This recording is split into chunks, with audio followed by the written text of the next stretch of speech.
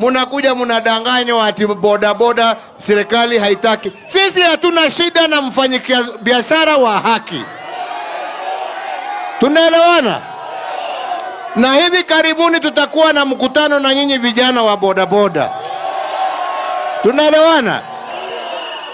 Tupange mikakati ya vile kazi itafanywa, tufuate sheria, tuheshimu wakina mama wetu, wewe upate pesa yako, kila mtu afurahie.